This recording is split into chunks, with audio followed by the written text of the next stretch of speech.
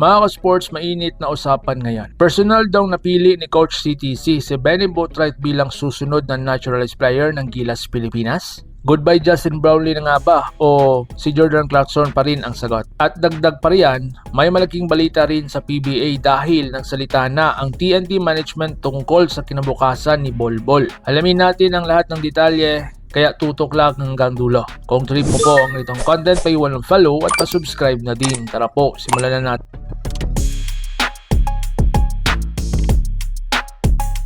natin. Habang papalapit ang laban ng Gilas Pilipinas kontra New Zealand at Australia sa susunod na FIBA window, muling uminit ang debate kung sino ang dapat maging naturalized player ng ating inang bayan. Ayon sa mga ulat, si Benny Boatwright ang personal na napupusuan daw ni Coach Tim Cone. At bakit? Dahil ayon sa mga insiders, si Benny raw ang parang mas batang version ni Justin Brownlee. Mas bata, mas malakas ang katawan, mas mataas, mas athletic at kayang maglaro sa maraming posisyon. Kung maaaprubahan ang kanyang naturalization process, isa siyang napakalaking option para sa future ng Gilas.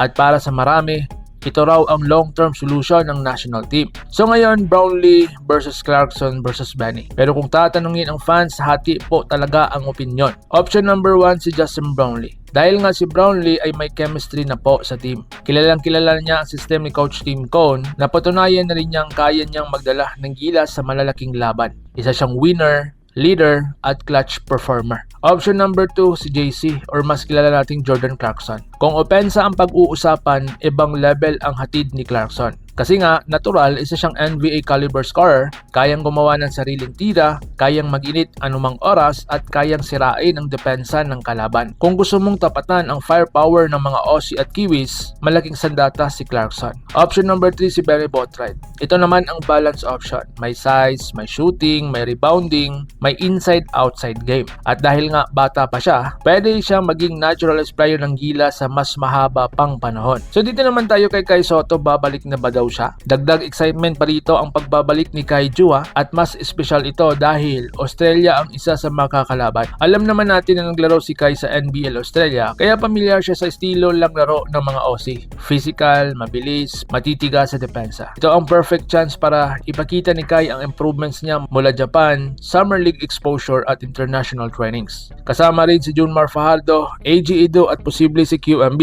na magiging malalim ang frontcourt ng Gilas. So dito naman tayo sa TNT Bolbol issue. Samantala sa mundo ng PBA, umugong ang balitang posibleng palitan si Bolbol daw ng TNT. May lumalabas pang pangalan ng dating NBA champion na si Javili McGee bilang possible replacement niya. Pero nagsalita na ang TNT management ha. Ayon sa team officials, hindi raw nila planong palitan si Bolbol kay Javili McGee. Simple lang ang dahilan, gusto pa rin nilang tapusin ni Bolbol ang kanyang kontrata sa TNT. At ayon pa sa ulat, nangako raw si Bolbol na gusto niyang umalis sa Pilipinas bilang kampiyon. Ibig sabihin, misyon niya ngayon ay dalhin ang TNT sa championship. At kung pagbabasihan, ang ipinakita niya ngayon, malaking factor talaga siya. May size, skill, shot blocking at scoring. So ngayon mga sports, kayo po ang aking tatanungin. Para sa Gilas, sino ang dapat gamitin ng mga players kontra sa mga Aussie at Kiwis? Si Brownlee ba na may chemistry na? Si Clarkson ba na explosive scorer? Or si Benny Boatwright ang future investment? At sa TNT naman, kaya bang gawing kampiyon ni Bolbol ang tropang Giga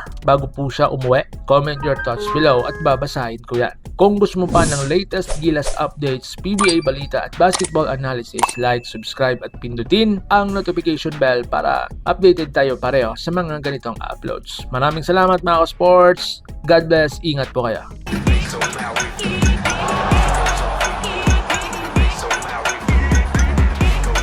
Mga ka-sports, kung hilig ninyong bumili ng mga Gilas jersey, Gilas accessories at mga gamit na pang basketball habang nanonood po kayo sa aking mga videos, kindly check this basket on this lower part ng ating video at magpa-pop up yung ating mga items sa gilid. Mga legit po yung mga items dyan and see to it po na makabili po kayo ahead of time kasi meron po yung mga discounts and mga promos depende po sa seller. And also, kunting suporta din as a content creator po. Salamat!